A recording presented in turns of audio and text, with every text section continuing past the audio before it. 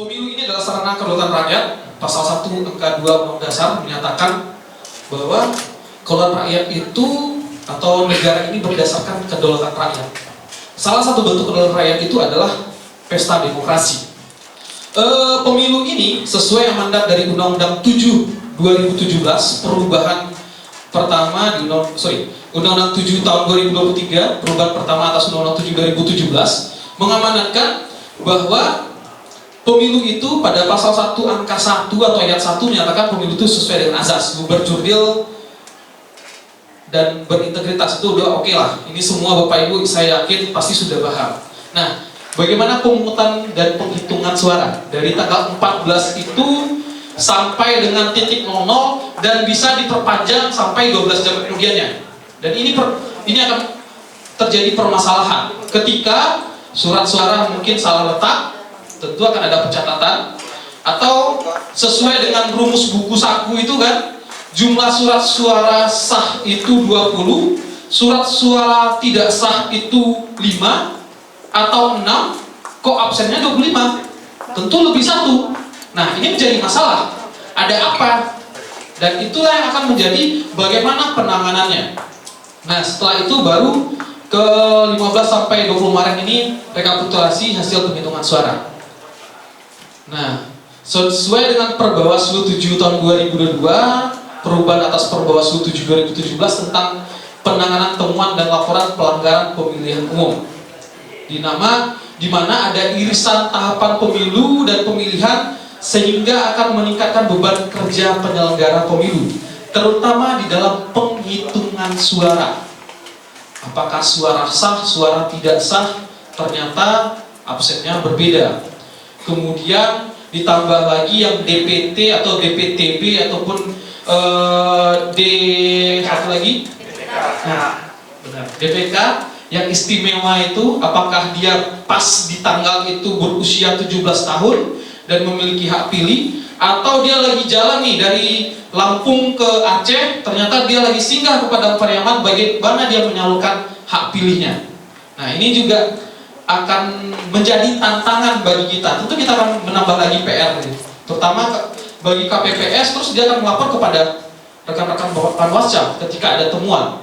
Nah, ini jadwal dan tahapan pemungutan dan penghitungan suara, pengumuman dan pemberitahuan tempat dan waktu pemungutan suara kepada pemilih 10 sampai dengan 13 Februari, penyiapan TPS 3 Februari, pemungutan suara di TPS 14 Februari, penghitungan suara seperti yang saya sampaikan tadi 14 Februari atau ditambah 12 jam menjadi 14 sampai 15 Februari.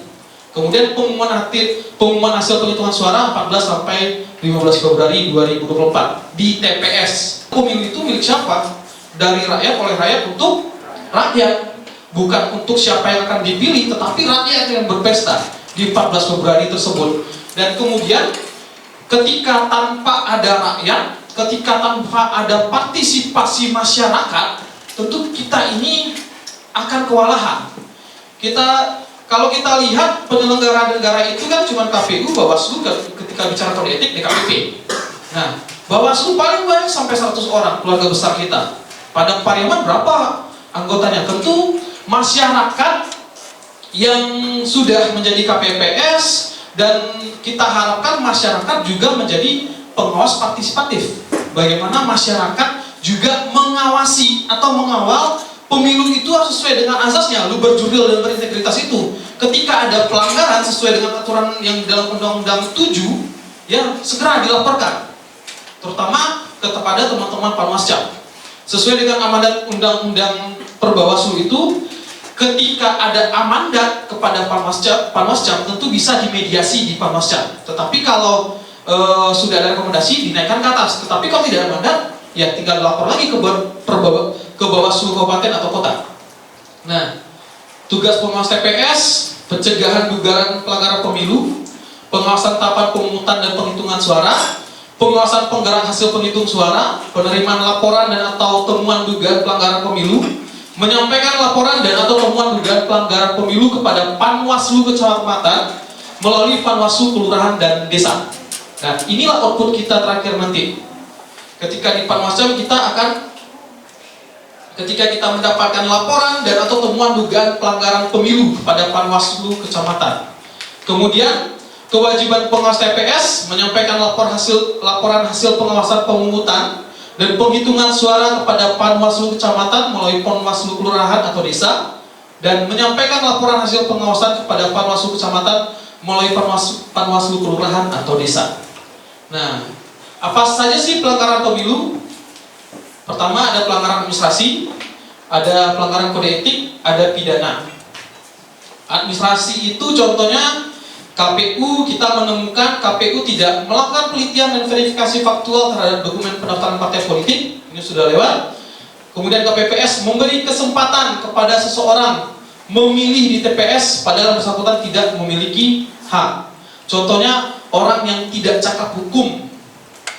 Karena kita tahu siapa sih peserta pemilu itu, atau siapa sih yang bisa dinyatakan sebagai pemilih? Pemilih adalah orang yang berusia 17 tahun atau yang pernah menikah di bawah usia 17 tahun. Tetapi kalau orang ada yang memiliki gangguan kejiwaan, selama dia belum keluar surat sakti menyatakan dia sudah sembuh, tentu dia tidak bisa memiliki hak. Nah, kemudian juga berkaca di pemilu 2019, ada juga dugaan warga negara asing yang diberikan KTP. KTP-nya ini KTP yang bisa dicetak di spanduk, tempat-tempat spanduk sana. Karena kan mencetak KTP itu kan gampang, tetapi untuk memverifikasinya tentu kita cek lagi di Dukcapil apakah dia benar, atau di data orang ini memastikan dapilnya di mana. Nah, kemudian tentu sanksinya administrasi diperintahkan untuk melakukan penelitian dan verifikasi faktual, atau bisa terjadi PSU. Ketika banyak sekali ditemukan kecurangan, tentu akan ada PSU. Nah, kemudian pelanggaran kode etik, di mana penyelenggara pemilu terlibat dalam kegiatan dan atau menjadi anggota partai politik, atau penyelenggara pemilu meminta atau menerima imbalan berupa uang atau barang dari calon atau pasangan calon. Ini sanksinya peringatan sampai pemberhentian tetap sebagai penyelenggara pemilu. Nah, pelanggaran pidana. Nah, ini politik uang, money politik, mengubah perolehan suara secara tidak sah. Kan ini yang waktu gugatan Prabowo waktu lawan Jokowi 2019, penggelembungan suara yang katanya TSM, terstruktur, sistematif, dan masif. Dan ini yang terjadi. Akhirnya kan MK itu bukan mahkamah kalkulator, bukan hanya ketika perbandingannya 5 juta, ya ketika disuruh PSU lagi hanya 4 juta atau 3 juta ya tetap menang yang sebelah, ya ngapain lagi, kan gitu. Jadi memang ini melihat kalau dia dihitung ulang lagi ternyata yang 3 juta itu yang menentukan dia menang, oke, ini bisa dilaksanakan. Tetapi kalau dihitung-hitung lagi, kalau ternyata yang penggelembungan suara ini 3 juta tidak ada pengaruhnya dengan kemenangan, ya tidak perlu lagi. Makanya ada beberapa gugatan yang tidak diperiksa oleh MK karena bicara tentang penggelembungan surat suara. Tetapi tetap saja penggelembungan surat suara ini atau penggelembungan suara secara tidak sah ini merupakan tindak pidana kalau dilaporkan atau temuan dari Panwascam atau dari Bawaslu. Kemudian memberikan suara atau mencoblos lebih dari sekali di salah satu TPS atau lebih. Bisa saja coblos dapat tinta ya kan, kemudian dilakban atau diapakan memakai ini satu lagi. Nah, ini bisa terjadi dan banyak terjadi juga ditemukan. Ya nanti kita bisa lihat tuh di tanggal 14-15 mungkin di TikTok. TikTok kan lebih cepat sekarang medianya daripada detik.com, Kompas ataupun yang lainnya. Kemudian pemalsuan dokumen syarat pencalonan, ini tentu pekerjaannya KPU. Sanksinya tentu pidana penjara dan denda. Nah, potensial terjadinya pelanggaran dalam pungut hitung, pertama, adanya ASN yang menjadi saksi calon. Tentu ini tidak bisa. Kemudian ada yang waktu pemungutan menggunakan hak pilih lebih dari 1 kali. Seperti yang saya sampaikan tadi, mungkin di plester tangannya ataupun di laban, akhirnya dia memakai tangan yang satu lagi. Kemudian ada yang menggunakan dengan hak pilih orang lain. Nah, bisa saja yang pernah terjadi orang meninggal kok hidup kembali. Nah, itu terjadi. Kemudian keberpihakan penyelenggara dalam konteks rekapitulasi hasil. Apakah itu nanti KPPS atau Panwascam atau Panwaslu? Ya, ini tergantung nih. Di mana kita temukan kasus ini, case ini, bagaimana? Nah, tentu ketika ini terjadi, maka PTPS wajib menggunakan formulir A untuk mencatat setiap peristiwa dan hasil dari pengawasan serta dugaan pelanggaran dalam proses pemungutan dan penghitungan suara. Dan formulir A ini juga sebagai sarana untuk menjelaskan tentang apa saja yang sudah dilakukan atau pencegahannya atau saran dari perbaikan dari peristiwa yang terjadi dan dikirimkan kepada Panwascam. Kemudian melalui Panwaslu atau Panwasdes. Nah, formulir A itu adalah pengawas pemilu melakukan pengawasan dilengkapi dengan surat tugas, tanda pengenal, alat perlengkapan pengawasan minimal panduan pengawasan, alat kerja dan alat dokumentasi dalam melakukan pengawasan setiap tahapan pemilu. Pengawas pemilu wajib menuangkan setiap kegiatan dalam formulir A. Karena di dalam hukum, karena kita harus mengetahui Bapak Ibu semua, tindak pidana pemilu atau pelanggaran pemilu ini dia adalah pelaksanaan speedy trial atau putusan cepat. Dia beda dengan tindak pidana secara umum, tetapi dia speedy trial. Ketika dia menemukan alat bukti, ingat satu saksi bukanlah saksi. Dia setidaknya memenuhi dua alat unsur bukti. Apakah orang yang melihat, mendengar, mengetahui, apakah bukti tertulis atau bukti cetak, atau bahkan video, rekaman, atau foto yang tentunya nanti akan diklarifikasi. Nah, ini bisa menjadi dugaan pelanggaran, apakah itu dihitung suara ataupun dalam tahapan proses kampanye, masa tenang, sampai dengan proses hitung. Nah, bila terdapat dugaan pelanggaran seperti yang saya sampaikan tadi, menyampaikan saran perbaikan jika terdapat kesalahan administratif, atau mencatat sebagai temuan dugaan pelanggaran. Yang ini, form A itu memuat pertama, kronologis atau uraian kejadian, foto atau dan video, uraian hasil pengawasan, dokumen elektronik, surat atau dokumen, serta bukti lainnya yang sesuai dengan peraturan perundang-undangan.